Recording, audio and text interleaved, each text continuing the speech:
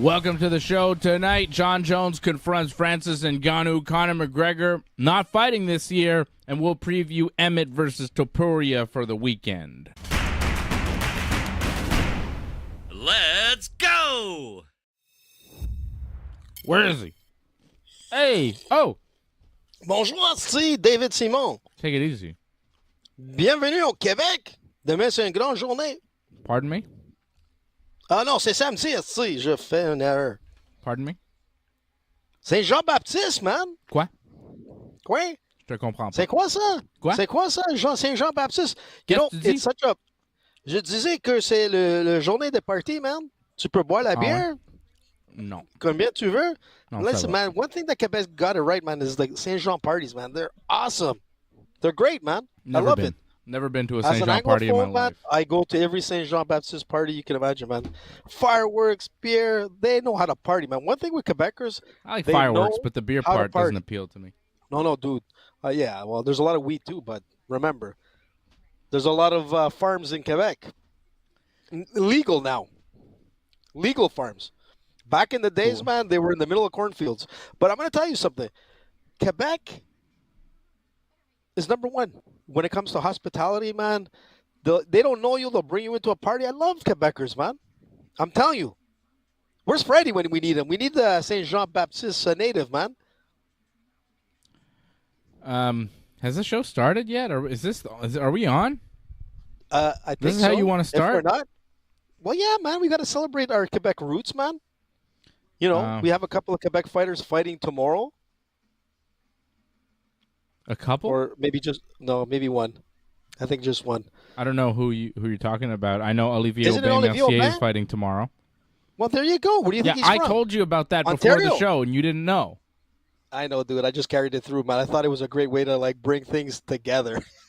Yeah, I mean, I forgot he's fighting tomorrow, but and you still didn't explain what the hell you're talking about because we have a lot of viewers outside of Quebec. So what AJ is talking I about want to hear is your version. Saint Jean, Because I'm the a Saint Fête Jean Nationale. It's like a Quebec holiday on the 24th of June every year. Well, no, and no, the you're wrong. 24th of You're June wrong. is coming up in a couple of days. But I really celebrate something else on the 24th of June. My son's birthday. That's more important to me. Well, that is, man. Saint Xavier's Jean. birthday. I don't really. It doesn't do anything for me. It's not something I celebrate. I don't care. Actually, it's my brother's birthday too. Just so you know. That's nice. Yep, they're both June babies on the 24th. Listen, just to explain to you what Saint Jean Baptiste is. Oh my God. La Journée de Saint Jean. Maybe First of not all, too deep because No. I really am going to lose interest, and I think everyone else will too. No. Well, you wanted to explain it. You got to get people that are listening from all over the world. Why? To I understand don't what's care. It's a happening. holiday. First I of all, explained it. it's a We're holiday. done. It's a holiday man, in the no. province of Quebec. I But think it's that's not a- enough. No, man. It's based on a religious day, dude. It's not based on Quebec. It's based on Saint Jean the Baptist, who gets a day celebrated for him. Motherfucker. He took me out. I wanted to Motherfucker just took get. me out. I wanted to get rid of me, but it didn't work. Honestly, You got I rid wanted of to me, get man. out of this. I Anyways, wanted all to to be out say of is- this whole show. Why, man? What the hell, man? Saint Jean Baptiste. Check it out. Or check online. You'll see it's a great day, man. Oh, you're done? You gotta celebrate your There you heritage. Are you putting me back on? What is that? Oh, talk about our greatest Quebec hero right here. Georges Saint Jean Baptiste Saint Fred Pierre. Garcia? Where's Fred Garcia? Well, Fred Garcia, one of our great Quebecers, who is actually, I think he's going to. What's he up to? He's getting prepared for a Saint Jean party or something. These guys don't fool around, man. They start like days early to prep up for this great. For them, it's a national holiday. To me, it's like one hell of a party, man. Dave, where are you, man? partying? Are you gonna be partying? I'm gonna go see fireworks. If somebody invites me, I'm definitely going. Especially up north, man. I've gone to a few parties up there with Muscles Marco. Let me tell you, man. Tabarnouche. Yeah, C'est fou. I've never been to a Saint Jean party. I don't think I'm going this year. So how about that? You're missing out, bud. Maybe. So tell me, I man. don't. I think I'm good. No, you are, man. Yeah, whatever. Can we talk about other things other than Saint Jean? Because I really couldn't care less. You could. Go ahead. Are we done? I think we should end. Hey, what's now. that I shirt think you're I'm wearing, done. man? Is that a Conor shirt? Yeah, that's right. Damn, that's a nice one. Because I want to talk about Conor McGregor tonight. So I'm going to shit on Conor. I'm going to shit on Conor while wearing his shirt so that it doesn't hurt him too badly. Because he knows I support him deep down, but there are some problems. We could get right into Conor McGregor. Yeah, let's do it. So What's the Conor problem? McGregor has still not enlisted in the USADA testing program. So he's not being drug tested. The 6-month window to fight in 2023 is up. Thanks. He is not going to fight this year. So if you don't know the rules, you have to be in the USADA drug testing program, getting tested at random for 6 months with clean tests for 6 months before being allowed to fight in the UFC. Conor McGregor has not jumped into the USADA program, so he can't fight in the UFC until he does, and he does for 6 months. And we're more than halfway through June now, which is the 6th month of the year. So if you do the math, we're running out of time. We're basically out of time for 2023 for Conor McGregor to get into the octagon. So we're not going to see Conor McGregor in the UFC, which does not surprise me. I told you months ago when they announced Conor McGregor, Michael Chandler doing The Ultimate Fighter before they even started filming this thing early this year. I said, I don't know if Conor will actually fight this guy because I don't know if Conor's head is really in the game. And we knew at that time, before they started filming, that Conor wasn't in USADA. And months have passed. Conor made some public statements saying, I'm not getting in USADA. We're going to get rid of USADA. All these things negative about USADA, but never once said, all that stuff is in the past and I'm in USADA and everything's good and I hope to fight. He never said that. It was always, USADA this, USADA that. We're getting rid of USADA. And now he's still not being drug tested. So there's no Conor McGregor. And I'd like to show you a video that Michael Chandler posted because Michael Chandler is waiting. Ready. Right? Like, he's waiting. He's hoping for a fight that will probably never materialize. So he's in a weird spot. Let's hear from Michael Chandler. All right, guys. You guys have all seen the news. Conor's not in USADA. 179 days left until December 16th, which is supposed to be the last pay-per-view of the year. And comically, USADA shows up at my door today to add insult to injury. Where you at, boy? So there it is. Jeez, man. He's not happy. I wouldn't be happy. He's got the Conor icon walking across the screen, too. He took time to really doctor his video there. Or, like... Yeah, he put some editing touches. He also had good for him. I don't know if you could see, but on the top of the video here, it says the caption is where the fook is that guy. Where the fuck is that guy? So he doesn't know where Conor is. He doesn't know why Conor isn't showing up for drug testing or hasn't, entered USADA. But he shouldn't be surprised because he coached opposite Conor on The Ultimate Fighter, and he knows that Conor's head is not in the game. I don't know if you're watching The Ultimate Fighter like I am, but I watched episode 4 this week, and it showed me even more of Conor McGregor not taking MMA seriously. He's not really an MMA fighter anymore, and let me explain to you why. Did you see The Ultimate Fighter, AJ? Have you been keeping up with the episodes? Okay. I am, but I missed this show, so I'm going to be watching it on the... Well, spoiler alert for you, because you're about to be spoiled about what happened. So Conor has now lost every fight. His team has lost every single fight on this show. And you could say, well, he picked an inferior team, and maybe Chandler is just getting the good fights now, and Conor's going to turn it around, and maybe we haven't seen the whole season. But this is what it looks like to me. Michael Chandler is coaching his team. Michael Chandler is involved with his team.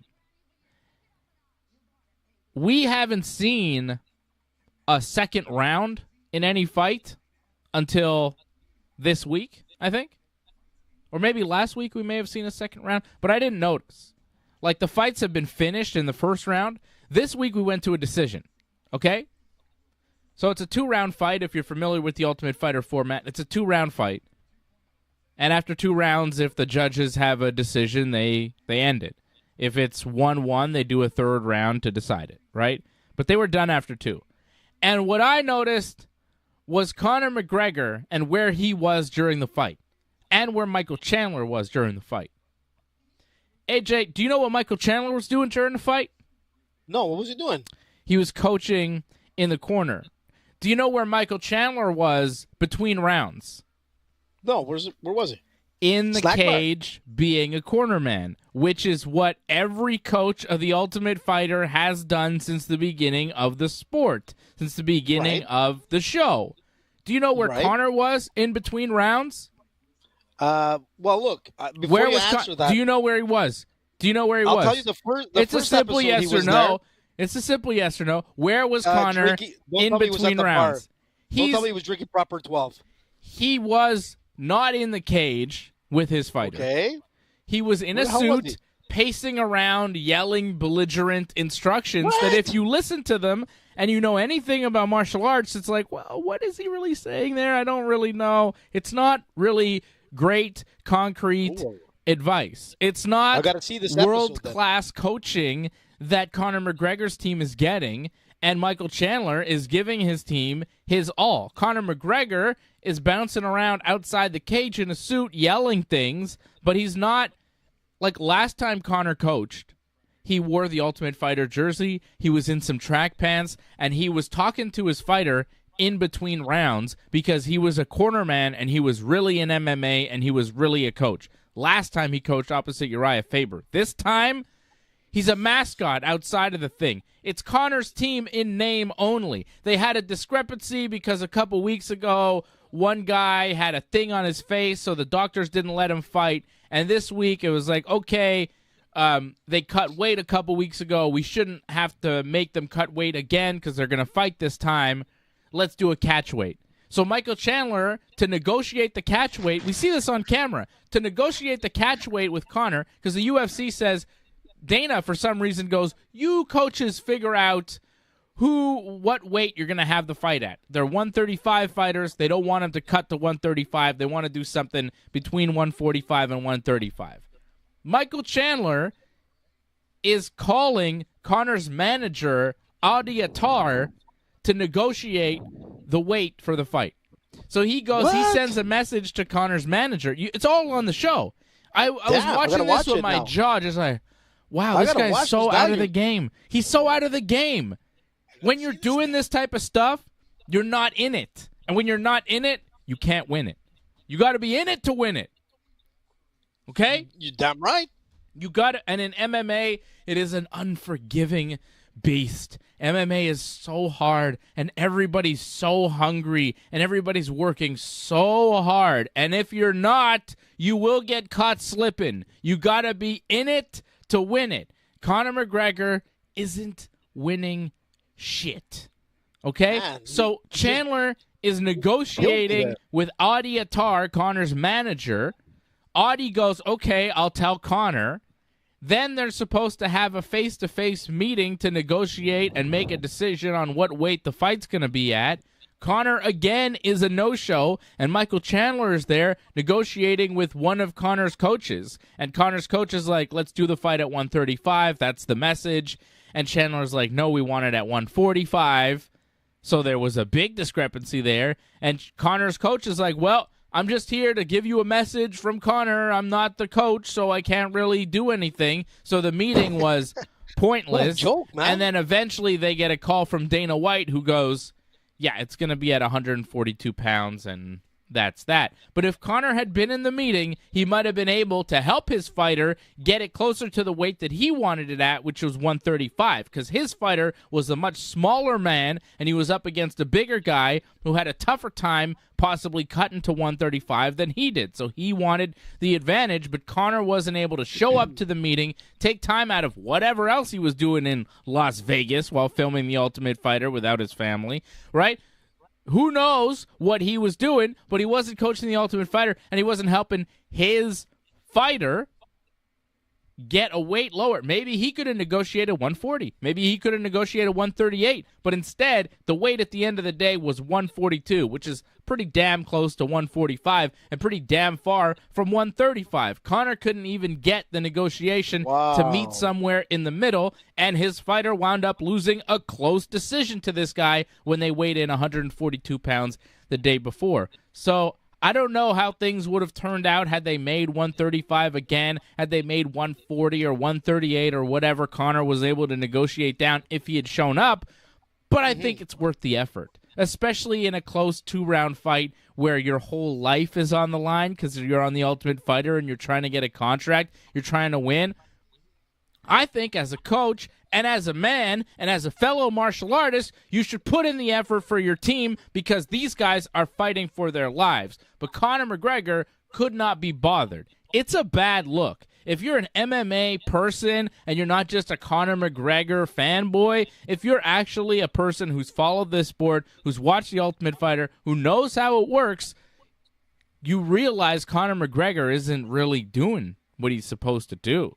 Like, he's got his McGregor Fast logos in the background. He's talking about Proper 12. But if you're coaching The Ultimate Fighter on fight day, you're wearing the Team Conor jersey and some track pants, dude. You're not wearing a suit prancing around the octagon yelling instructions while not actually being one of the coaches. It was super disrespectful. That's how he is carrying himself on this show. And when you are in that mode of, I'm a celebrity, I'm too big for this, I'm that, you're not hungry, you're not winning fights, you're not training hard, and if you get tested in the gym, you probably get rid of that guy because you're looking for yes men, because his team, bunch of yes men. The fact that he's able to go on and do this and nobody stood up and said, hey, Conor, maybe you should be one of the corner men.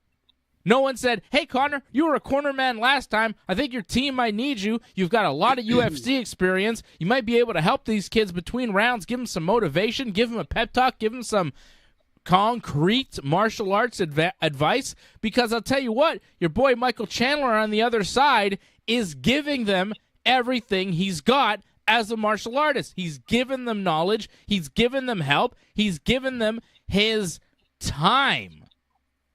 And Conor isn't giving them his time. He's given them some time, but not the time that he's supposed to be giving to these guys on this show. He doesn't care. And if he doesn't care about this, how much does he really care about MMA? And if he doesn't really care about MMA and he's not getting drug tested, he's not in the corner for the Ultimate Fighter, is this guy really in the game? Or is he just kind of keeping his toe in the water to keep his name relevant? I don't know if this guy's really an MMA fighter anymore. I'm going to say no. I'm going to say he's not. Well, I think he's closer to a bare-knuckle boxer in BKFC than he is a UFC champion. Listen, far man, closer to a bare-knuckle. This guy is the next John Gotti III. Game, okay? Maybe that's his next fight. You know, I mean, it's very possible. Do the freak show stuff. Fight old-ass Floyd. Do whatever the hell you want. But fighting Michael Chandler at this point in the game, I don't think so. I think he knows that, too. He's not in MMA. He's not really in MMA. He's famous because he was in MMA at one time, but now he's not really in this. Listen, man, you spoiled it for me. I was waiting to see this episode, but from what you just said, you spoiled it and you intrigued me so much more to watch it now. I'm shocked in what I'm hearing. I mean, I know that Conor's is like, you know, sometimes plays the clown and whatnot. You know, he plays that shtick, the WWE kind of like, you know, macho man, you know, kind of like, you know, the whole show. And he does it very well. But when you've got a bunch of young guys who are fighting for, like you said, their life, it's their career, man. It's either you make it or you break it. You know, it's either you go back and work at Staples or you end up getting like a possible 6-figure contract that's going to change your family's life. You got to be there to support them. And I totally agree with you 1,000%. And it gets me really mad because, you know, I love Conor. You know, he brought so much to the UFC. He brought so much to the world of MMA, combat sports, sports in general. I mean, everybody knows Conor McGregor in all sports, from Ronaldo to Messi, Wayne Gretzky, you name it, man. Yes, they all he's know famous. Conor, man. We understand. He's famous. Yeah. But that's big, Dave. When people know you from crossover sports, you're not just big. You're O. Henry big. Or did I make a mistake on that? Oh, Henry big? Oh, whatever. Yeah, O. Henry big, man. When you're big, you're O. Henry. So, remember that thing from the Expos? You're too young. But listen. Well, I remember Henry Rodriguez. They said, oh, Henry, but what does that have to do with being big? Well, it means that I think you're you a big screwed freaking something chocolate. up. That's okay. Nah. I didn't screw nothing up. All it comes down to is Mr. this. Big is another chocolate bar Mr. that's similar Big. Maybe to that's O. what I Henry. meant to say. It was close. Yeah. Close enough. They They're both not have the yellow same. wrappers. O. Henry, Yeah, Mr. Big. Two different chocolate bars, though. O. Henry's far superior to Mr. Big. So there you go. So O. Henry is the big that I was saying. So I'm right. So What? listen, I'm going You're to tell not you right. something. Mr. Big is the big that you were saying. Yeah, O. but he's Henry not has as nothing big to as- do with it. It's just a similar wrapper. Yeah, but you said it's more superior. So Conor should be O. Henry, and he's not. He's more like Mr. Big. What's the worst chocolate you can find out there? He's looking Maybe Kit Kat chocolate that chunky comes- these days. Well, loaded with steroids, dude. I mean, he doesn't look that bad. He looks like he's ripped. Let's be honest. Conor looks ripped. How he's doing it, I don't know. But all to say, going back to the team, when you're not supporting your fighters, from what you said, I'm going to watch that episode and I'm going to get really, really mad because I was getting mad from just what you were saying. And I was imagining it and I'm like, what the hell? Because you're right. Because if I was there, and I know that it's all about trying to be at your best behavior because it is a reality show and whatnot. But if you're a fighter there, yeah, you're all yes men. But there's a point where you got to be your individual fighter and say, listen, if this guy's going to be a coach, he better be a coach. And if he's not going to be a coach, I'm going to call him out and say, you know what, Conor? I think you're a fucking fugazi.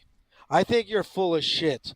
I think you're nothing but a fucking showboat banana. And I think I don't want to fight anybody on Chandler's team. I want to fight my coach. Because right now, I want to see you in the octagon. You mother effing O. Henry wannabe. So I'm going to tell you something. You get in that octagon, I'm fighting you. And you know what? If any of those guys from the episode already rolled, but if they would have been able to hear me, I would have challenged Conor. Because a coach has to be there through your thick and thin at all times. And you know what? Maybe we're going to get a surprise by the end of this season of the reality show. But Chandler doesn't fool around. You can see, man, he's pissed because he wants to make some money too.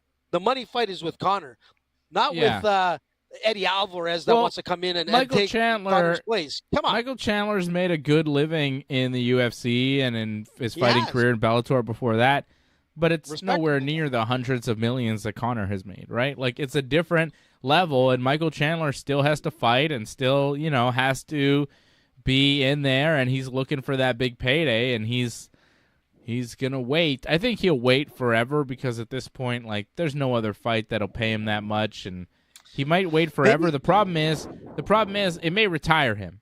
He may wait so long that it's no longer worth waiting for because he'll just never fight again. I think at some point he's going to say, gonna need to fight somebody else. I guess this Conor McGregor thing isn't ever gonna happen, which is, like throwing away a golden ticket because you could beat this guy up and make more in this fight than you would in any other fight. However, if Willy the fight, Wonka if you can't ever cash in that golden ticket, what's the point? What's the point in having a thing that's worth a lot if you can't sell it? If it's just there, it's well, I'll keep that there. Maybe one day. Maybe one day. I agree with you, Dave. It's like Johnny Depp as Willy Wonka and Amber Heard as that ticket. Okay. I don't know what the hell you're talking about or what kind of reference you're trying to make, but let's calm that because, again, like I said when this shit was happening, history will prove me right, and Johnny Depp is a piece of shit. No, you're wrong. You're wrong on that. Okay, Dave. we'll see. Give me 5 years. Give me 5 to 10 years. You'll see. Sure. Sure. Johnny Depp is a piece of shit. Nah, not as bad as the actual piece of shit. SHIT Worse. that landed on his bed. But listen, I'm going to tell you something. Sure it did. But listen. Fucking ridiculous. But listen to this. Look at you, fucking brainwashed by the internet. The people like you shouldn't be allowed to have the internet. Man, I'm telling you, you Dave, are the worst kind of internet user because it has radicalized you and just made you believe all sorts of nonsense Freddie was here, that he you would never would have believed this shit without the internet. You would have gone about your life happy and normal and regular, but because you have the internet and you're plugged into all this weird conspiracy shit, don't get mad. It's People been bad get mad for when you. when they don't have the facts. But the facts is this: that Johnny Depp won. That's I the love facts. that you are And the you know guy what? on this show whose facts are shaky at best, but you're like, no, Dave, I have the facts on everything. When The your facts is are what? real Listen, let's iffy. get back to the Conor thing. I want to get back to your point. That's solid. I want to get back to what As you were always. saying, and you're. Yeah, most of the time. But I'm going to tell you this. You are absolutely right, and you've convinced me so much that after this show, I'm going to go watch that episode. Hopefully, BT Sports is showing it because they generally show it quite a bit. I'm just the BT Sports. It's another sports channel that I like watching. It's from the UK or somewhere around there. I didn't But know anyways, that's how all to you say- watched the show. I Yeah, watched that's- Ultimate Fighter on UFC Fight Pass. Yeah, which I'm gonna. Yeah, I should be watching on that too. But It's good. all I don't to know say- why you don't have UFC Fight Pass. Like, I'm not here to promote a UFC product, Well, but if again, UFC like Fight whenever it Pass comes is up, listed, it's good. Like, it's a good product. They give you a lot of fights. There's a lot of good stuff on there. They got this grappling show next week where Glover Teixeira is Oh, yeah. grappling Anthony Smith. Like, it's next Thursday. that's gonna be that good, thing. man. Okay. You know, the Fight Yeah, Pass maybe I'll get it. Invitational. Like, Fight Pass is pretty good. You have all the library of every UFC fight since, like, the dawn of time, all the Pride fights, all the WEC, everything. Oh, Like, the really? entire fight library of everybody. I use it for research constantly for this show. I kind of don't understand how you do the show Wow. without it because, you know, whenever there's a big fight, I'll watch 2 or 3 fights of this guy or that guy and, you know, get a little research done and get a refresher on who these people are. And Fight Pass is so easy. You just go and search and bada bing, How bada much you boom, you're pay? watching fights. It's $100 a year. That's it. It's not that Yeah. bad. That's what I'm saying. Okay, so I'll probably get it for next week because I want to watch that grappling event. Yeah. For guys like which us, is- especially for a yeah. guy like you, $100 a year, like, it's worth it. You know? It's worth Yeah, it. no, it is. For all No, the no, I'm- fights. Like, that's all we want to watch is fights. $100 once a year. I'm good with that. I just got charged the other day. I mean, too, I've man. got like all the fight networks and all that. I watch that all the Yeah, time. but it's like, all you know, on UFC. my You TV. want to watch like if there's a fight, like a UFC fight that you're like, "Oh, I'd like to see that," or "Oh, this guy's fighting this weekend. I'd like to watch his last fight again." Kind of remember. So useful. So useful. It's a great tool for us, Well, you know. Dave, you sold me. You sold me on 2 things tonight, man. You got one more, man, and you got a trifecta. Listen, you're right about the Conor thing. You're right about the UFC Fight Pass. I think we should all get it. And I just want to say one thing. I Say just it. hope we see Conor fight again in the UFC. I hope I get to see Chandler fight again in the UFC I think he because will. he deserves that fight. He I will. think he's going to have a fight with Eddie Alvarez. I think that's going to be the fight that's going to happen next. He's There's going to been make talk, some decent yeah. money on that. There's been talk you of know? that. And I think that's a really good fight for him. Eddie's amazing. No, listen, man, it'll be a nice fight. I think Not that Connor. it's not Conor.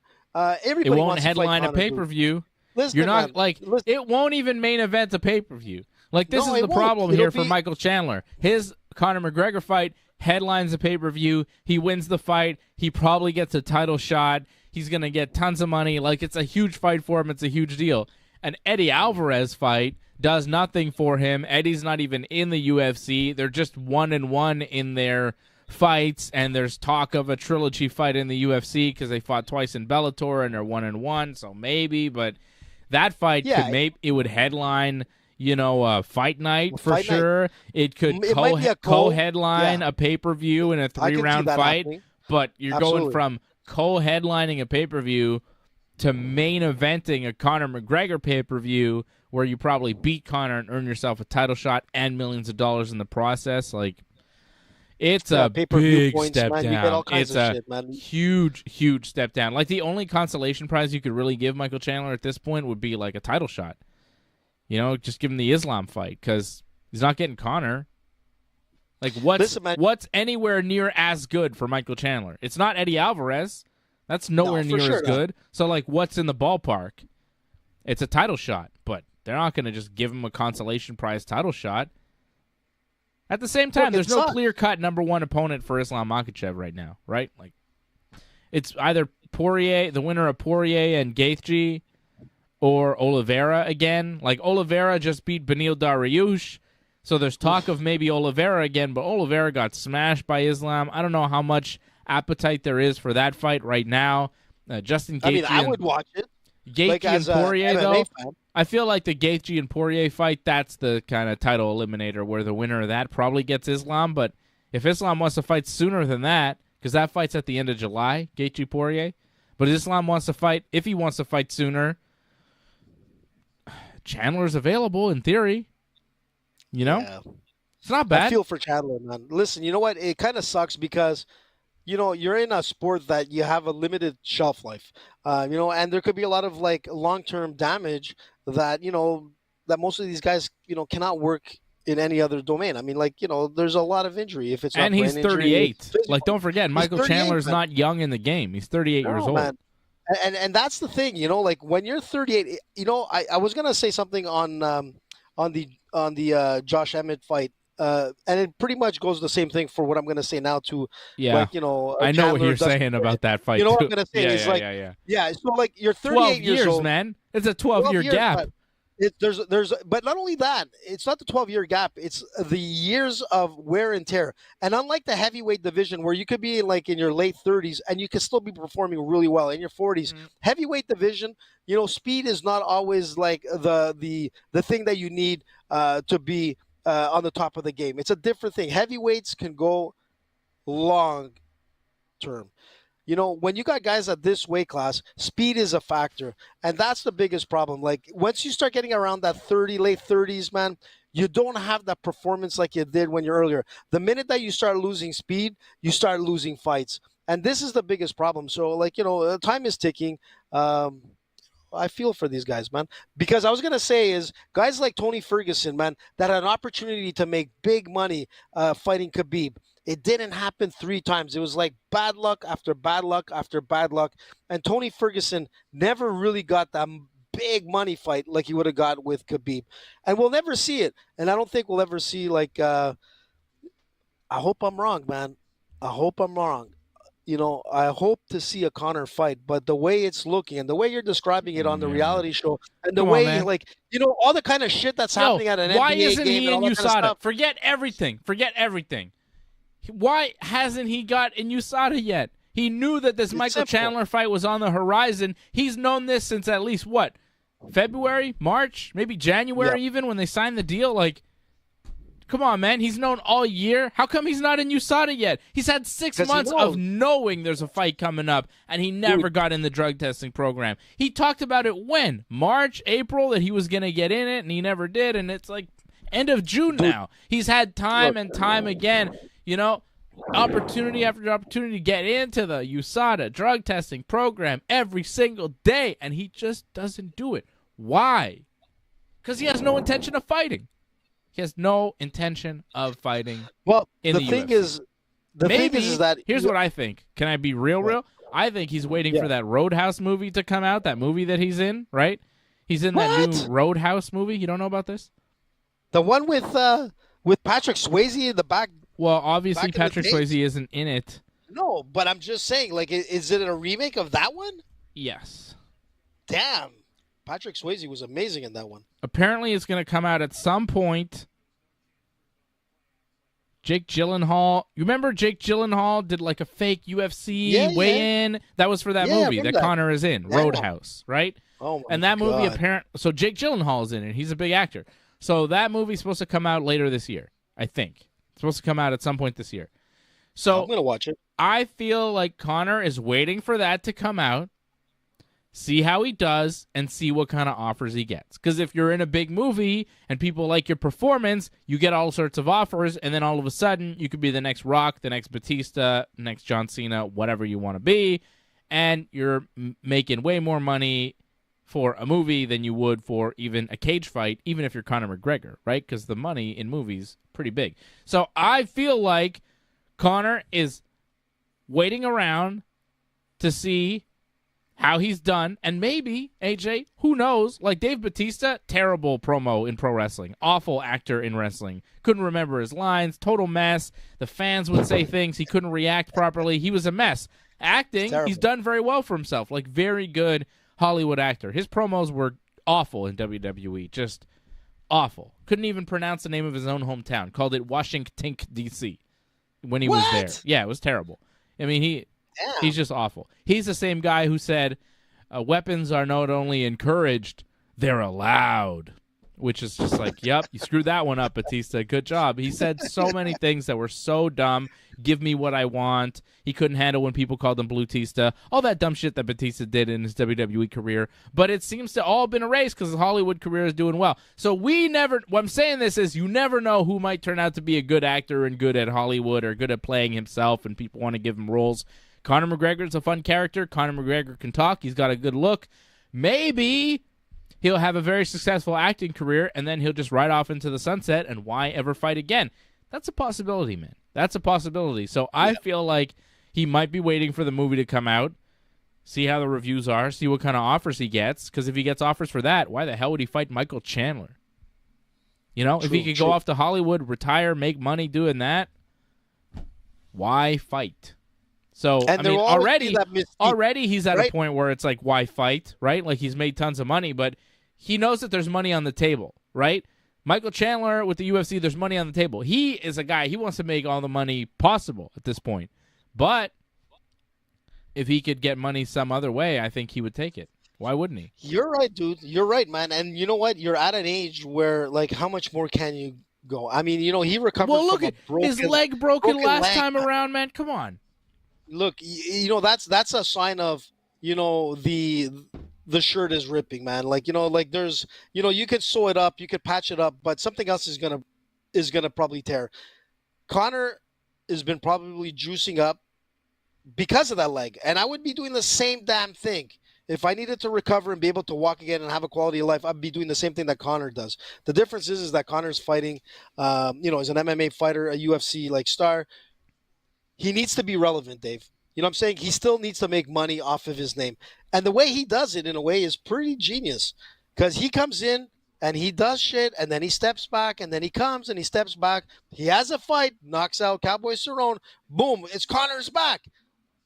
But maybe at this point, he's going to go back and forth like a yo-yo. And like you said, he might just walk away, and there'll always be that question mark of what would Conor have done? Could Conor? It'll always be that question mark, but he will always be relevant. I mean, if he loses to a guy like Chandler, but think about it. I like that you say there's always going to be that question mark, because to me, I don't know if there's a big question mark. I feel like we know what would happen. We would, but there's always like that mystique about Conor. He has that mystique, and it's still carrying with him. You know, I'm not crazy about the show from what you just said, but we don't know how it's going to end. Maybe there's something we don't know about, and then all of a sudden Conor's magic comes back and he wins that whole season. So far, he's 4-0, man. You know, I don't like the fact that he's not supporting his team. You know, we'll see what happens. It's interesting, but all to say is that Conor right now, you know, for sure he would have not been able to pass USADA. There's no doubt about it. I mean, the guy is so jacked. He doesn't even look like the same guy. Look at his jawline, man. His jawline is like, you know, he could be in the WWE at any point, which is a strong possibility that might happen. He might be walking from a movie career, doing Roadhouse, maybe doing some other stuff in Ireland. Like, you know, you don't know what Conor is going to be a celebrity no matter what.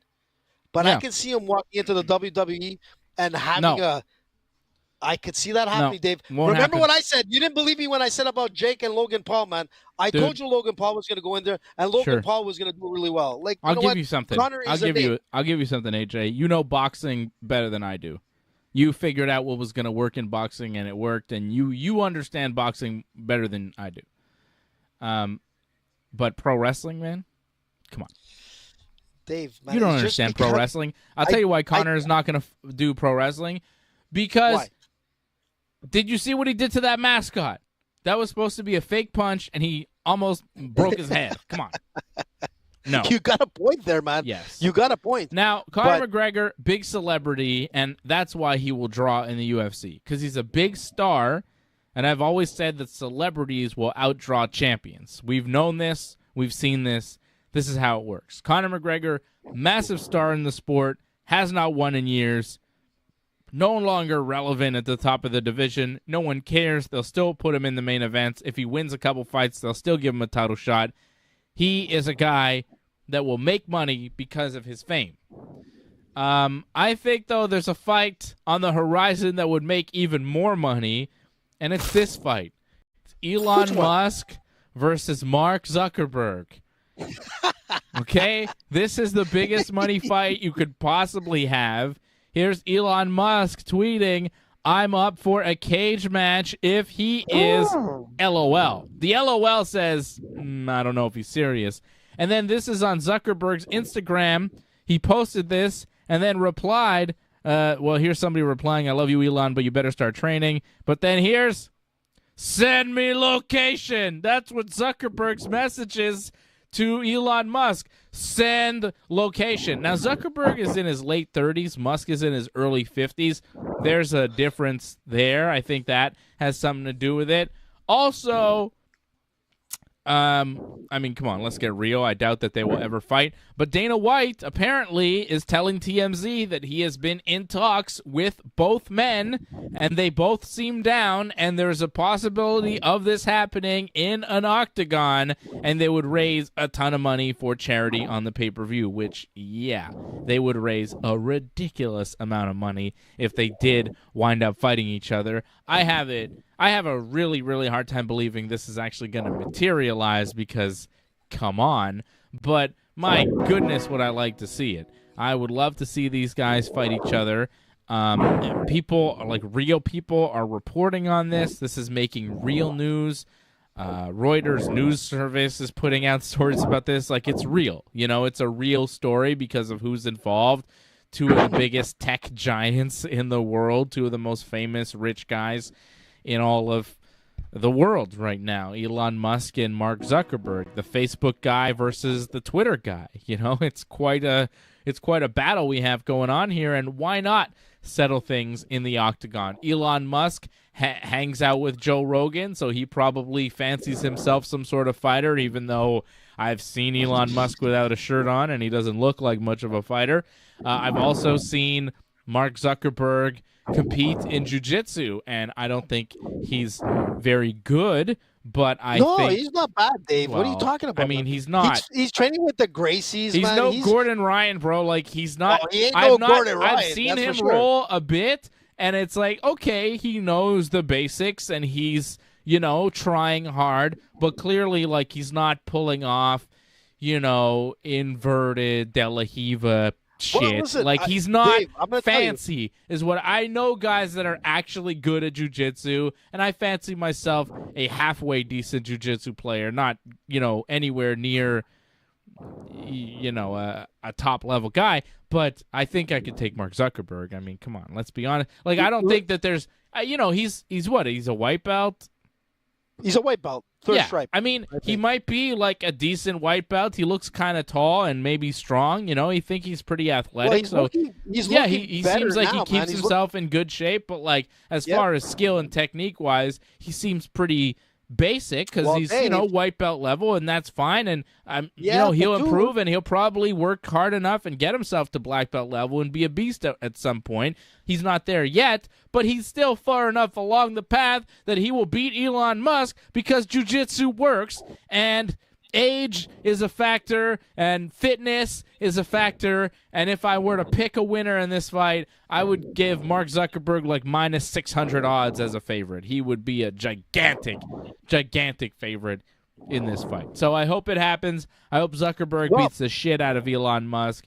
I think it would be fantastic. I hope he doesn't use jiu-jitsu at all and just goes straight kickboxing, and we have like Kimbo Slice versus Dada 5000, the return. You know, just a complete mess of a fight, and they both perish at the end. You know, I said I wish we still had the old days of the UFC where they marketed it as 2 men enter, 1 man leaves. You know, that type of fight is the fight I want to see. I want to see somebody ended, you know. 2 billionaires enter, 1 trillionaire will leave. You know, put all your money on the line, and like whoever wins gets all the money. Whoever loses is flat broke. They have nothing. You have to give all your money to your opponent. They become a trillionaire or quazillionaire or whatever the hell you are past a trillionaire, which seems obscene.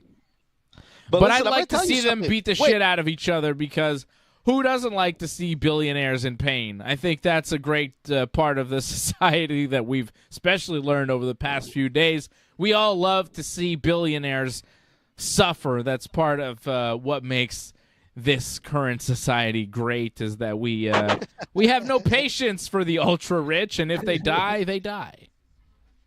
Wow, man, you're so harsh, dude, man. Well, it's true. Damn.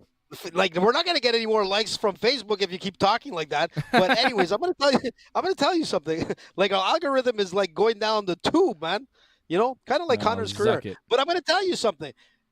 I was watching some videos, you know, and I was listening to a few talk shows. I was listening to Joe Rogan, Steven Crowder, and all these guys talking about like the fight, what would happen. So listen, I was looking at you shouldn't like, you shouldn't have access to the internet. You shouldn't be allowed because these are the people you follow. You also I love them. Agree with Robert Kennedy Jr. on everything.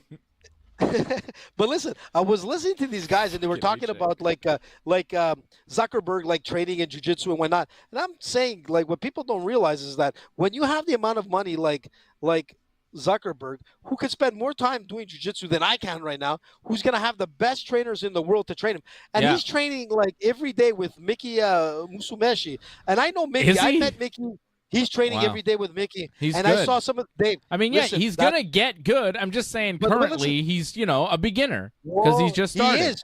But that's what I'm trying to tell you is that he's training with Mickey. And I met Mickey here in Montreal. I met his sister, his family. The guy's one of the best jiu-jitsu guys in the world. But... Mikey, yeah, Mickey or Mikey, whatever you want to call him. But the thing I think is, he goes by Mikey, but whatever. Mikey. Okay, let's call him Mikey. But anyways, Mikey, when I met him, he was a young kid who was a phenomenon in jiu-jitsu already, and he was amazing. I saw him grapple live, and I'm like, holy shit, this kid is like, he's a beast. But even now, when you look at him, he looks like a nerd. He's the perfect guy for Zuckerberg. But I have a couple of comments on some of the shows that I listened to earlier this week, or even today. Like with Mickey, he's one of the best, like I said, training Zuckerberg every day. And I saw the videos of Mickey and Zuckerberg training. And let me tell you, man, he's doing pretty well in his transitions. So what I'm trying to say is that if Elon Musk, I know Elon Musk says he has this walrus technique that he's going to do where he pretty much is going to take like Zuckerberg. It's a joke, man. But in a way, he's probably serious. He's like, with my size and my weight, I'm just going to smash him. Like he's like, 194 pounds or something like that. And Zuckerberg is 140 pounds. So he's like, I'm going to put my weight on him. But he fails to realize that jiu-jitsu is all about leverage. Yeah. And Mickey, and somebody was saying, on one of the shows saying, oh, Mickey's too small, this and that, jiu-jitsu only work with guys his size, What people don't realize is that Mickey has fought like in the worlds. He's fought in absolutes. He's beat guys that are like 3 times bigger than him with more muscles than than Schwarzenegger at a point. I'm saying like, but Mickey also knows how to fight. Even if you have like a 50-pound advantage on somebody, if you have no fighting skills and the other person knows jiu-jitsu or knows really any martial art, you're probably in trouble. Yeah, absolutely. And we all know that. But what I was trying to say is that some shows don't realize that training with a guy like Mickey, I wish I could train with Mickey. Yeah. And like every day. And let me tell you, my jiu-jitsu would be phenomenal in a year. If I could train, like my full-time job was training. If you didn't have other obligations other than jiu-jitsu, imagine how good at jiu-jitsu we'd be. If we didn't have to do other things, like take care of kids and, make money and shit.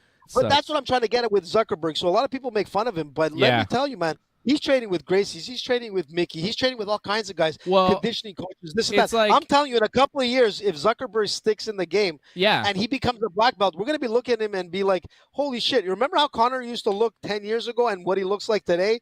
That's going to be Zuckerberg. Remember what Zuckerberg used to look like? Look at him today. He's going to start looking like Gordon Ryan all jacked up and stuff, man. Right?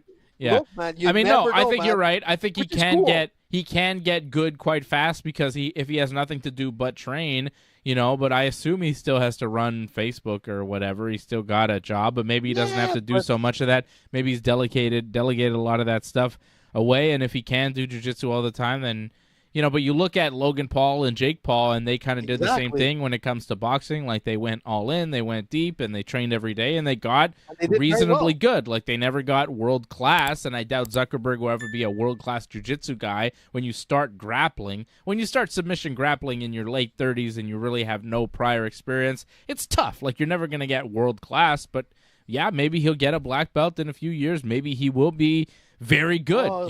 There's a lot of black belts in the world, and let me tell you, they're all pretty good at jiu-jitsu, right? Like, if you make it to that level, you make it to purple belt, you make it to brown belt, you make it to black, like, man, you're pretty good. You'll be able to hold your own. Zuckerberg, I'm sure already he's at a point where he can hold his own.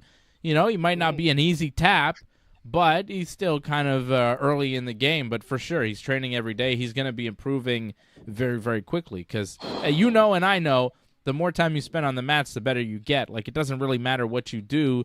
You can't help but get better. Every time you go, like every time I go to jiu-jitsu, there's always something I'll pick up. I may not pick up every technique, and you know what I mean? Like, you may learn 3 techniques at a jiu-jitsu class, and then you'll roll and whatever.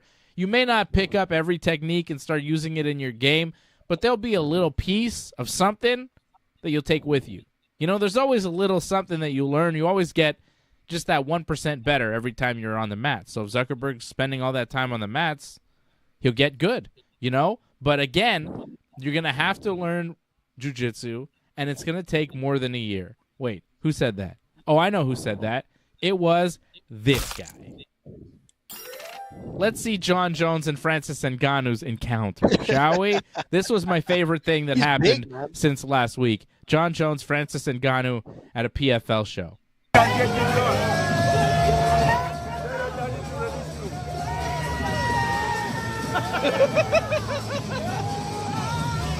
Jody boy! That's right. But we're not going to happen. We're over here. Over there. That's better than this. You know you don't want no smoke. Huh? You know you don't want no smoke. You know I want all the smoke. You know. Okay, let's stop right there for a second because I just got to analyze. I love that Francis is super friendly.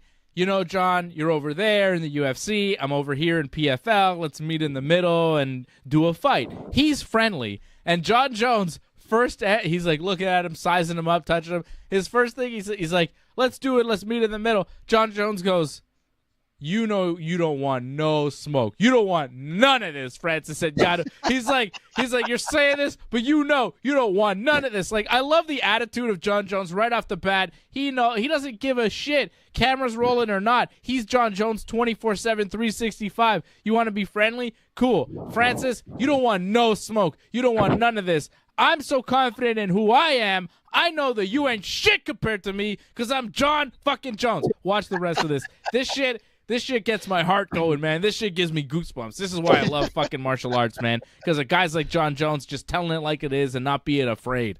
Living that life. With the one true king.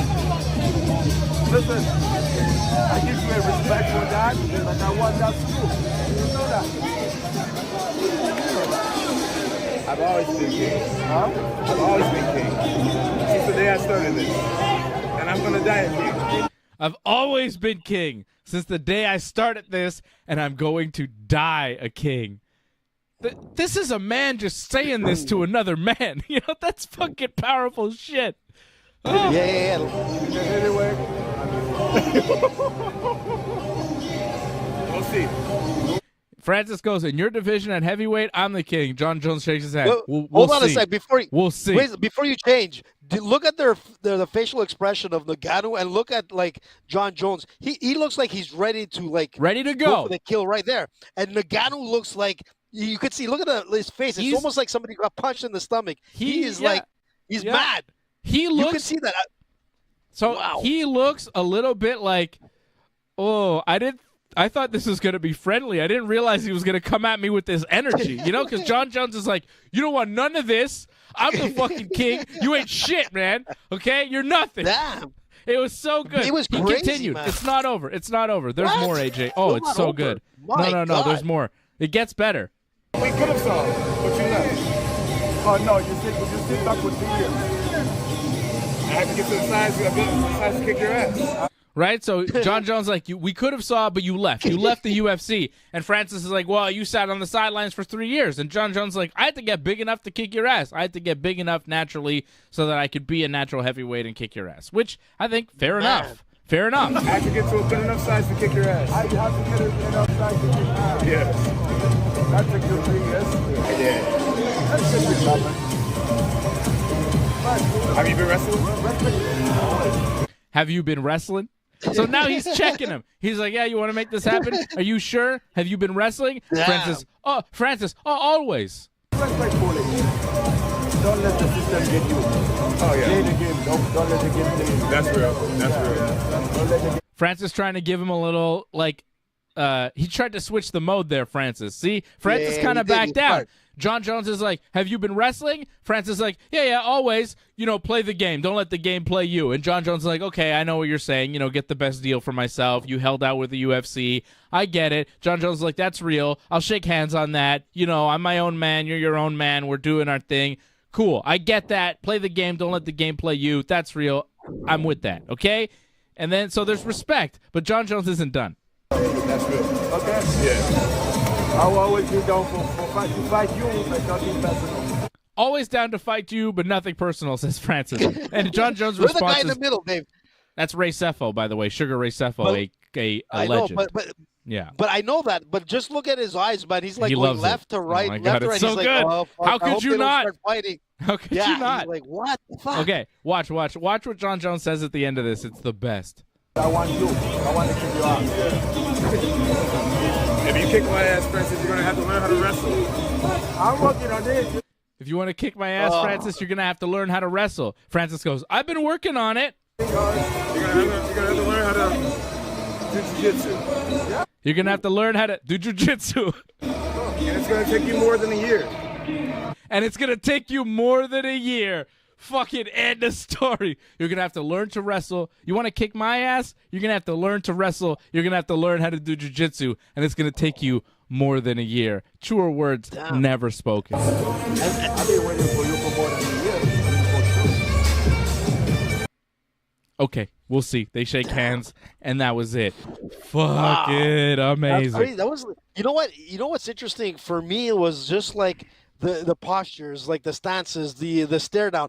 John Jones looking at him at times was like he's throwing daggers at the guy. While Ngannou was just trying to be like, listen, man, just lead me to the popcorn stand kind of thing. He was not looking for any like interaction to about fights. He was just looking to be like nice, like you said, and how you doing, John Jones, and nice to meet you. Hope you do well in your career kind of thing, and all the best. John Jones is like, you know what, motherfucker, you went over to the other side.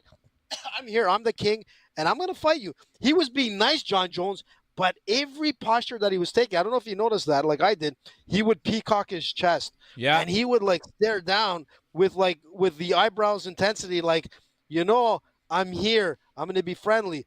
But when it's like showtime, you can see in Jones is that I'm going to tear you apart. Ngannou was saying, listen, I'm ready to fight you. There's no problem. But I got, I got to get better at wrestling. I got to get better at jiu-jitsu. Dude, you're the heavyweight champion at one point. If you got to get better at jiu-jitsu and wrestling at this point of the game, you've got a problem with John Jones, because John Jones has only gotten better. And his skill levels are just through the roof. And it's going to be hard to be able to stop a guy like John Jones when he starts to wrestle you. And if you're not able to control Jones on the ground, if he doesn't ground and pound you to death, he's going to submit you. And the thing is that John Jones looks like he's preparing him to get this fight like now. You can see it, man. It was just like, it was weird. It was like he was friendly but not friendly. I'm like, wow. Yeah. Like Jones. There was there was an element No. there of, hey, like John Danger. Jones is the Michael Jordan of this sport, because he is so damn competitive, just like Michael Jordan. Like, he'll be cool with you, but he's kind of going to be a dick because he's super competitive, and he's going to let you know, like other basketball players coming up to Michael Jordan being like, I'm going to get you, I'm going to block you, I'm going to do this, I'm going to beat you in this game, whatever. Jordan would be like, yeah, okay, we'll see. And then he would put 50 points on your face, and you would get nothing, and he would destroy you. And that's what John Jones can do to people. John Jones is the Michael Jordan of this sport. And Francis Ngannou saying, I want all the smoke, and I've been wrestling, and I've been waiting for you. You haven't done enough. Because John Jones, as good as Francis Ngannou is, and I mean no disrespect, he is a great fighter. But John Jones is the greatest fighter. There's a difference. You can see who is like the lead wolf there. You can see who you it can is, tell, man. right? Like, that's 2 minutes of right video. away. Face up. You can tell in the conversation who the one true king is. Who's the leader? Because the guy that's going to tell you I'm the one true king, and also going to tell you advice on how to beat him, you're going to have to up your wrestling and up your jiu-jitsu, my friend, because you're not where you need to be. But that's scary, like, man. You know, Yeah. and that's true too. When you're like at that level of like jiu-jitsu and wrestling and you're going up against somebody that really doesn't have that, you're like, well, you have no shot. You know, like there's no shot. That's the thing. Like it's, you know what I'm saying, AJ? Like, you know, jiu-jitsu and stuff. Like, No. And that's just John Jones is at a point where he's like, hey man, I'm at a level where you really can't touch me, and you may not know it, but you'll find out. And that's the confidence that I love with John Jones, because it's real confidence. It's not like bragging. It's not trying to get into your head. It was like confidence. And Francis is like, I want to kick your ass. And John Jones is like, okay, we'll see. And that's his attitude. Well, yeah, okay, we'll see about that, my friend, because I know something you don't. What I know is you have no chance. Because John Jones is the man. Like, he's so far ahead of the game. How to get Francis into your head has no chance. He got into Ngannou's head, and even though Ngannou was having a hard time, like, understand, there was a few, like, what he means, this guy? I don't understand. Yeah. But he understood what Jones was trying to say at the end, and it got into Ngannou's head. And that's the thing with Jones. He is a chess master, and the thing is that he knows, he's telling you the moves, like you said, which is very scary. And you know what? Like, you know, I'm not like a big John Jones fan. I am a big John Jones MMA fan. I sometimes, like, you know, I'm not crazy about his personal life and whatnot. You pick against him in every fight, but, you know. Whatever. Except for the last ones. Well, no, you picked against him in every of his last 5 or 6 fights that I was the first one to say. I was the first one to say after he won, I'm like, this guy is the greatest. Yeah, but you also picked against him in so many other fights before that. Did, but hey, but I can't. But you know what? It comes to a point where you gotta give, you gotta give him his day, because, you know, I don't think you're like, gonna pick Stipe if they ever fight.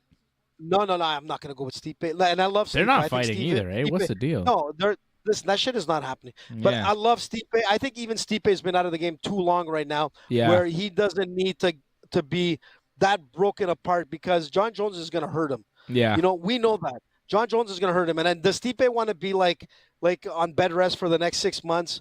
You know, yeah, he's going to make a hell of a lot of money. But Stipe has a career too. Yeah, he doesn't need it. You know, he could just, he could step away without fighting John Jones. I mean, they're going to have to pay him a ton, because I think Stipe probably knows it's a vicious beating that's waiting for him. You know, who knows how Stipe's body is too? Like, he might be beat up. He might be done. Yeah. No, and that's it. Like, if you know, just with the height advantage, the reach advantage, the kicking advantage, then you're going to go to the wrestling side. No. God, Lord, like, you know, you got to be, you know that your time is done. You know, like, it's a different story. If like Stipe wants to fight anybody else, even you know, like even a Cyril Gane, you know, it's not going to be as devastating as John Jones, who's coming in there not only to win, he wants to leave marks on you so you remember him for the rest of your life. Yeah. That's the thing with John Jones. He's vicious. Tremendous champion. His viciousness is part of what makes him great. My goodness, well, he's scary, the best. Man. And I was gonna say, so good. Let's get to other stuff, AJ. Thing. I'm good. No, but just quickly, I'm just gonna say is, if this fight happens, which is a possibility that it can happen in our, you know, lifetime, I can see this happening. Like, where's it going to happen? Is Ngannou going to have to step back into the UFC, which I could see happening? He didn't leave in really bad relations. Dana White says he can always come back, that kind of stuff, because Dana White is not stupid. This is going to be the biggest money fight ever. And John Jones is going to be up there with Conor with having one of the top pay-per-views if this actually happens. Honestly, if there was ever a co-promotion fight to make happen, a UFC and PFL fight, John Jones, Francis Ngannou, I don't think it's out of the realm of possibility, because of the fact that UFC has such a close relationship with ESPN, and PFL is also on ESPN. Yeah, do a massive ESPN pay-per-view deal. I think ESPN will be real happy with that. I don't think it's impossible. Speaking of the PFL, our main man, Olivier Aubin-Mercier, the $1 million man, the Canadian gangster. He won the $1 million tournament last year, and he's about to win it again this year. He's got another fight in the tournament, taking on Anthony Romero. It is tomorrow night for the PFL. Olivier coming in as a minus 550 favorite. Big-time favorite going into this fight, so we're going to be watching that one. It is the main event as well for PFL 6 going down tomorrow night, so definitely tune into that one. That's going to be a big one for us. Definitely cheering Olivier Aubin on. He is the man, friend of the show, great Montreal representative Olivier Aubin-Mercier in the main event of PFL 6 tomorrow night. And I don't think it's any surprise we're picking him to win. Everybody's picking him to win. Olivier's a beast. I think he's going to win this whole tournament. So I'm happy to see Olivier in action again, main eventing, headlining. He's the champion of the PFL lightweight division, the 2022 tournament winner. Let's go, Olivier. Another big fight. The last one I thought was a little bit trickier than this one. I think Stevie Ray was his last opponent, right? Yeah. And I think that was a bit of a tougher challenge. Wait, no, it wasn't Stevie Ray. It was Stevie Shane Ray he Burgos. fought last year. Shane Burgos. Yeah, sorry. Yeah. It was Shane And Burgos. I think was coming Burgos. off the UFC. Was Yeah, very I think dangerous. Burgos was maybe like a little bit higher level than Anthony Romero. Oh yeah. And I think Olivier was like maybe a slight underdog in that fight somehow. I know I made money off Olivier last time. He's a much heavier favorite this time, which is kind of disappointing because I was going to bet on him, but I won't make as much as I did last time with the Burgos fight. But as long as you keep betting on Olivier, you're going to keep making money because he is winning the fight tomorrow. It's a Super Dave guarantee. Like I'm guaranteeing a win for Olivier tomorrow. Oh, The Quebec thanks, John. man. There's Johnny North. No, I'm not What okay, happened with John. Johnny? What happened with Johnny now? Johnny North just put out a chat. He said, I just turned on the Yankees game. Is Dave okay? No, I'm not okay, John. The Yankees are losing Way to go, John. 10-0 in the sixth inning. 10-0. He was in a good mood up to A this point. John, you should have done that. No, I wasn't. I've been watching. I have the game on in front of me. Have It's you? been pissing me off constantly. That's why Yeah, you're a yeah, little yeah. testy. I thought Yeah, like well, that the is Yankees regular losing, day. I'm pissed. Oh, home run! What happened? Anthony Rizzo. Wait, that wasn't a home run? Hit the top of the fence? That's not a home run? Did the squirrel stop it? Apparently, it hit the top of the fence. That looked like a home run. Give me a replay on that one. I thought that was a homer. Imagine the Yankees come back from a 10-0 deficit to win. They will not. They will definitely lose this game. Probably not. Pathetic Yeah, performance from Domingo Herman tonight. Did it? I think that went out. I think that's over the wall. I think that's a homer. I'm looking at the replay now. I think Whatever that's a Tony Johnny Rizzo. says, I'll believe. If Johnny says it's Maybe a hit the homer, top of the I'll- wall. I don't know. Another replay I'm seeing. Maybe hit the top of the wall. Well, that's tricky. Was it a homer? What is it, Johnny? Is it in or out? It might be in. Oh, it's tough. It depends on Or the is it camera out? angle. Well, they're going to review that one. Yankees losing to the Mariners 10-0. Damn Yankees.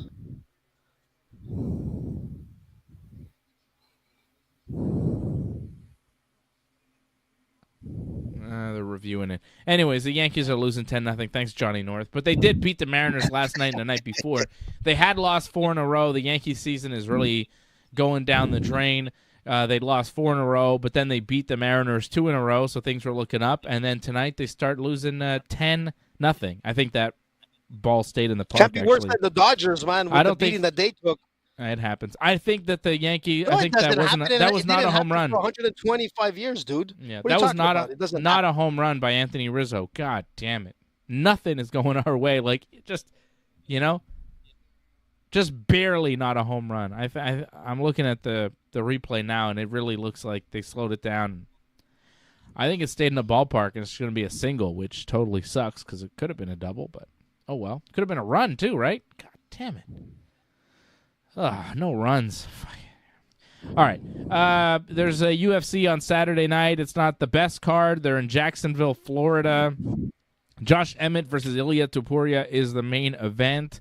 We talked about it a little bit earlier on in the show here, AJ. Josh Emmett, 38 years old. Ilia Topuria is 26 years old, a phenom, 13-0. That's a 12-year age gap, which you would think would go in Topuria's favor. But last weekend, we had the Marvin Vettori-Jared Cannonier fight, and I think Cannonier was like 10 years older than Vettori, and he put a vicious beatdown on Marvin Vettori and beat him, and we were quite surprised because we all picked Vettori to win. So Cannonier last week said, 10-year age gap. I'm in my late 30s. He's in his late 20s. See if I care. Boom, boom, boom. I'm going to beat the shit out of him. And he did. So it doesn't necessarily mean everything, but Ilia Topuria is a monster. He is a real prospect at 145 pounds. The way he smashed through Bryce Mitchell, Thug Nasty, in his last fight was really impressive. He stopped him in the second round with an arm triangle. Like, his wrestling is on point. His striking is on point. Topuria is finishing people constantly. 4 out of his last 5 fights, all UFC fights, 4 of them are finishes, 4 in a row, 3 knockouts, and then his last fight by submission, he's crushing the competition. The competition. I've got Ilia Topuria. I think he will beat the living shit out of Josh Emmett, if I'm being quite honest. I think he's going to win this fight in a big way. I think he gets a finish again. I'm going with Topuria in the main event, and I'm excited for this fight because I like what I see from Topuria, and Josh Emmett is a legit test. Topuria minus 350, the favorite. Emmett plus 275, the underdog. So odds makers like Topuria. He's got a lot of hype, and it's for a good reason. Like, it's not like he's getting a lot of the mainstream hype, but if you're around MMA, you've paid quite attention to Ilia Topuria and what he's been able to do, because he's stringing some very impressive wins together. And that win over Bryce Mitchell was super impressive because he completely out-wrestled and out-grappled a pretty good wrestler, you know? So well, you know what? It was like very impressive to see. Right? Yeah, 2 prospects, and Topuria made it look like, yeah, I'm the prospect. He's nothing. Yeah. So that's incredible. Yeah, Topuria you know, and you're right, winning. man. Bryce Mitchell, man, like when he beat Bryce Mitchell the way he did, I was like, what the hell? Who is this like Topuria guy? But the thing is that when you're 13-0, you're not just beating marshmallows. He's beating high-level guys. He's going to be fighting Josh Emmett. And the thing is that Josh is, 38 years old, like you said. Yep. You know, a lot of wear and tear. We were talking earlier. What happens is that once speed starts going away on fighters that are not heavyweights, their time is done. And the thing is that he's a very good wrestler. He's very good at boxing. But then, like you said, Topuria, man, he's a high-level wrestler. And he's a high-level grappler, man. High-level jiu-jitsu guy who's gone like no one out of his last 13 wins, only one of those has gone past the second round. Holy smokes. That's not a joke, man. That's crazy. You know, he only got dropped once by a leg kick by Jay Hebel, even though he won. He got dropped only once by a leg kick. That happens with anybody. But when you look at Emmett, man, he came off a second-round submission loss to Yair Rodriguez. So, and Yair is a beast. But holy smokes, to get submitted by Rodriguez, who's not like nowhere near the level of Topuria in the grappling game, wow, we'll see, man. You know, it's I think the odds makers have it right. Anything could happen. We saw it last week, which I was kind of, you know, my Italian dream went south. And so that, you know, the same thing for Vettori. But shit happens. I think Vettori started off good and he just kind of gassed out. And that's another thing with Josh Emmett. I don't think he has the cardio to be able to go the distance with Topuria. And I don't think he's going to be any different than the guys that he's beat that haven't gone past the second round. I think this is going to be an early stoppage, either the first round or the beginning of the second round, and it's going to be pretty much a slaughter. I think Topuria is going to be really a possible true future champion. Yeah, I think he's got a shot at being a champion, and I think he will definitely fight for the belt in the next year or two. I think he's right there. I mean, Emmett is coming off a loss to Yair Rodriguez for that interim title, right? So Emmett is coming off a title fight. And Topuria getting a win over Emmett here puts him right on the doorstep of a title fight and possibly gets the winner of Yair and Volkanovski. Like, Topuria with a win here puts him real close to getting that shot against either Volkanovski or Yair, the winner of that unification bout later this summer. And Dave, I'm going to say one thing is that it was pretty strong words in what I was saying that Topuria is going to be able to take him out before the second. Because when you look at Josh Emmett's career, he's only been taken down twice. He's only dropped twice. You know what I'm saying? So it's hard to keep this guy down. Like any KO or TKO, it's only been twice. So if Topuria can do that and make it a third, man, it just goes to show you the level of the game of Ilia. It's a different specimen, man, especially what he did to Bryce Mitchell. It really opened up my eyes to who the hell is this kid. He's a beast, man. I got a parlay for you. I'm ready to go. Amanda Hebus and Macy Barber is the co-main event of this card, a UFC on ABC in Jacksonville. So this is going to be on ABC television coming up Saturday evening. Hebus and Barber, I think this will be a close fight. Hebus is a slight favorite. I'm going with Amanda Hebus.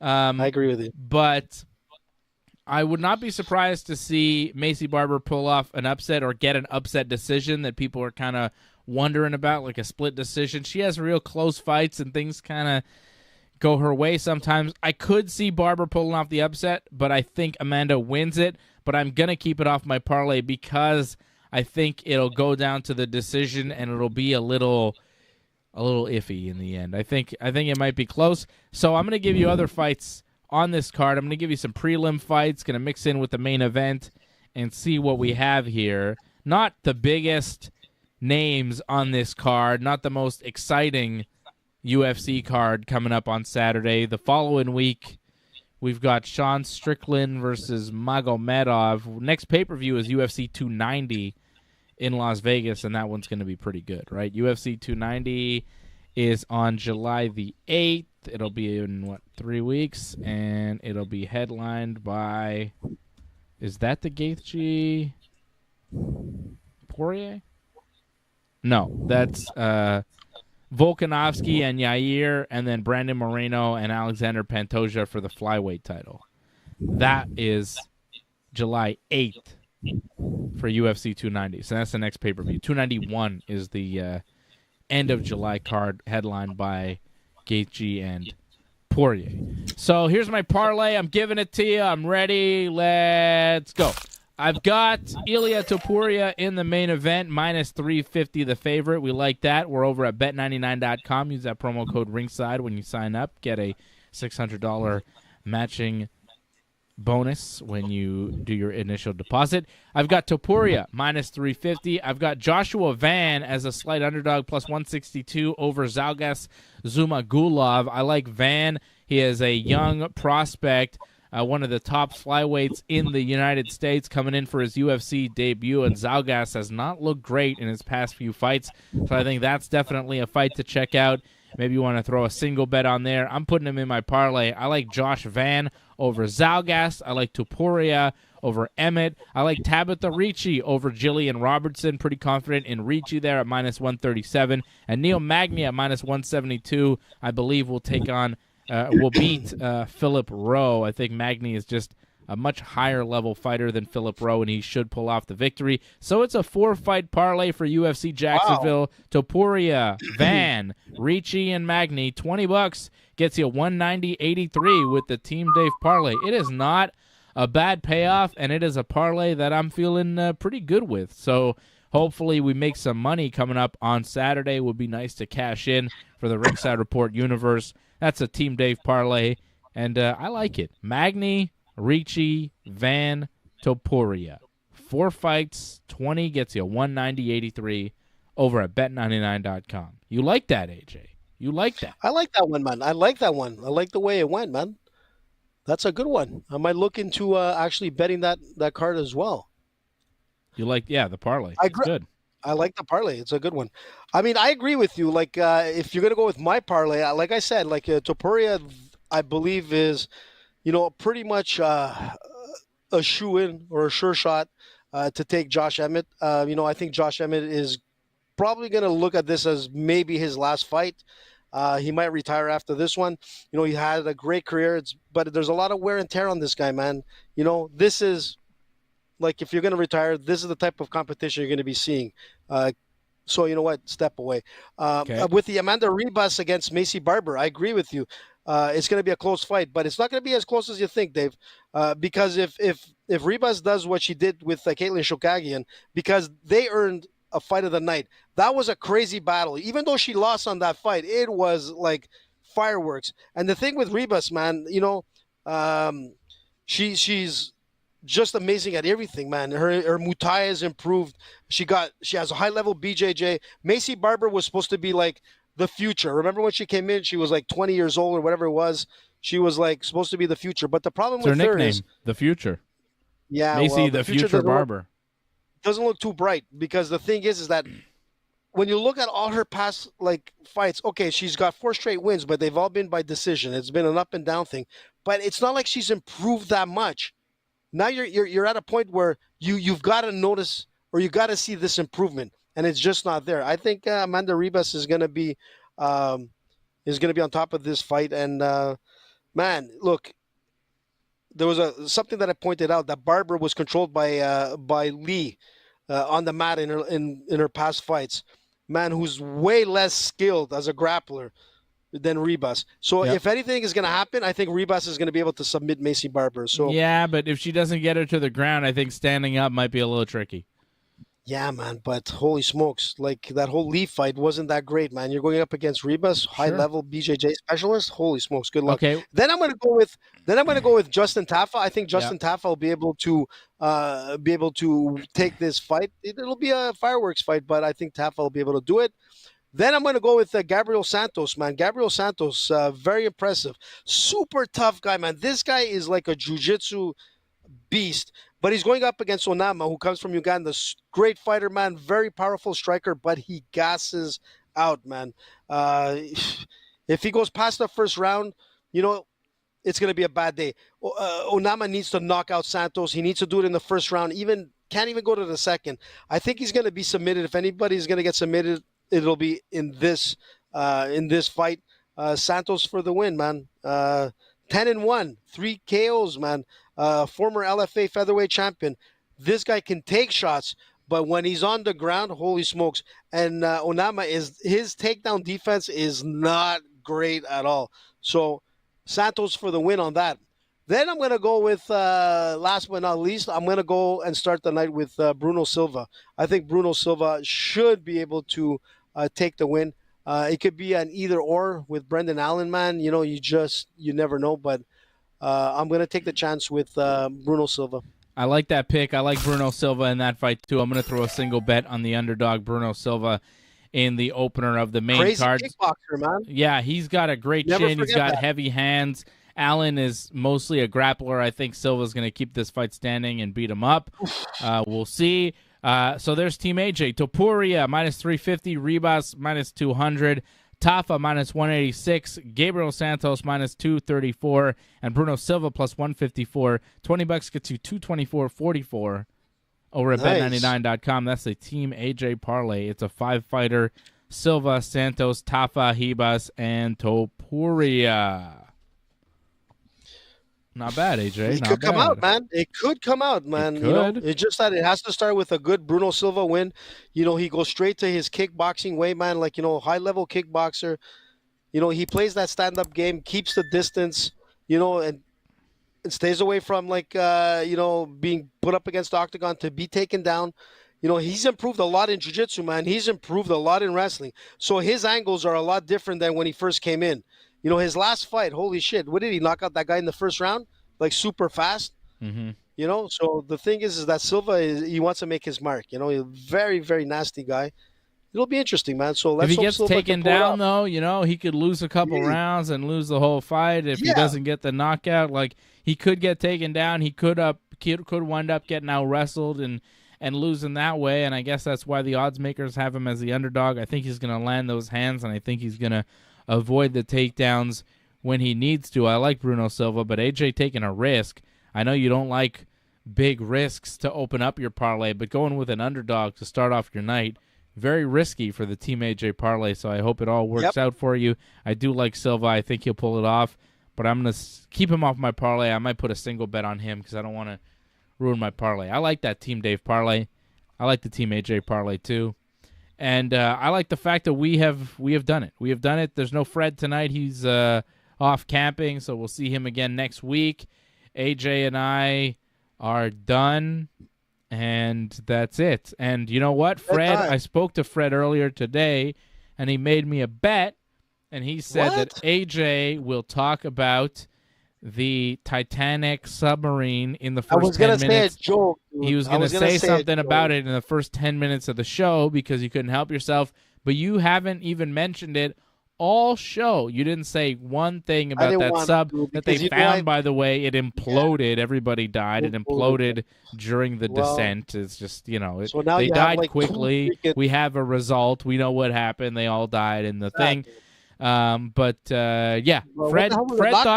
thought you would bring it up way earlier in the show, but you didn't bring it up at all. I was the one who brought it up, so there you go. But you know why, Dave? Because when it's like sensitive stuff, I was gonna say you opened up for a good joke that I was gonna use the whole the sinking thing, like the sub.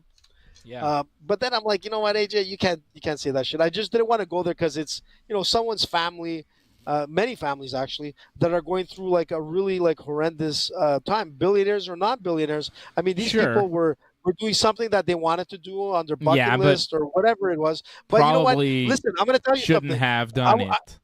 They shouldn't have done it. Anytime. Listen, look, AJ is not a billionaire. Doesn't mean I can't be one day. But I'm going to tell you this. AJ is sensible to understand one thing.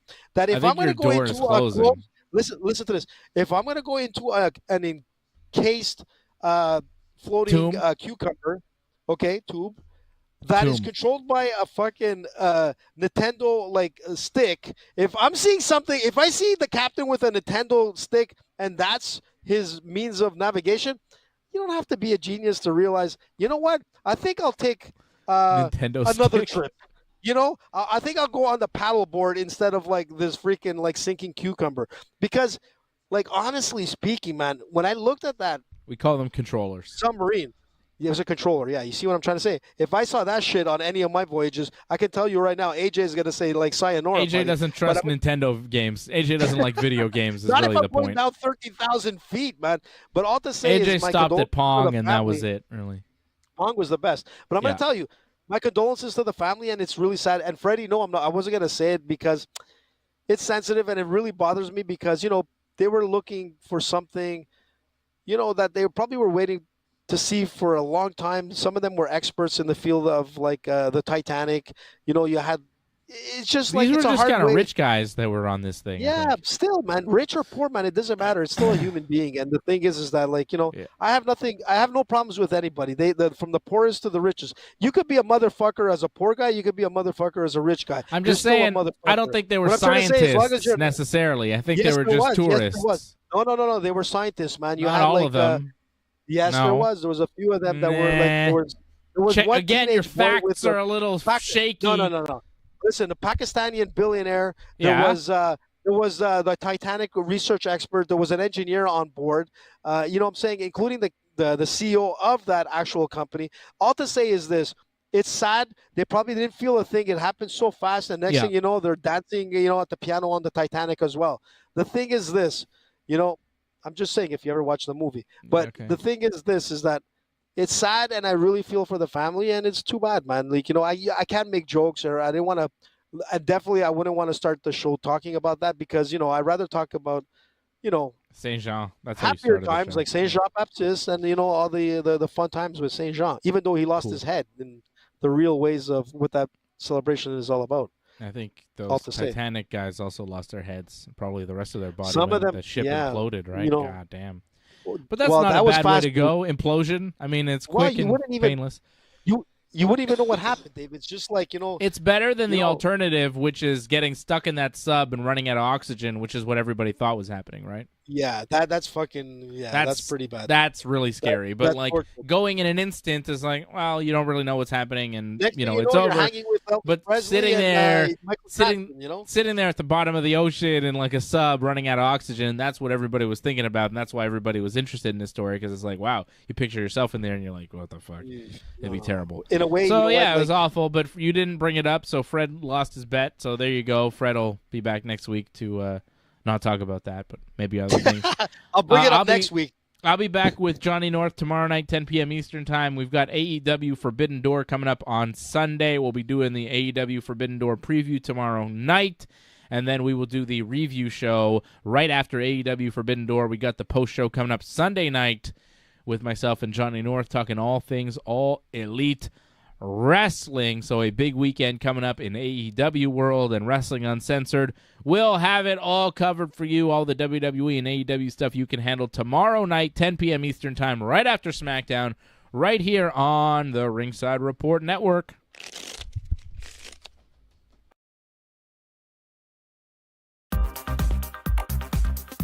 Please join in and give your support to Ringside Report Network. We've been providing expert coverage and commentary on both pro wrestling and MMA for over 15 years. Go to ringsidereport.net/support to find out more ways to support the channel.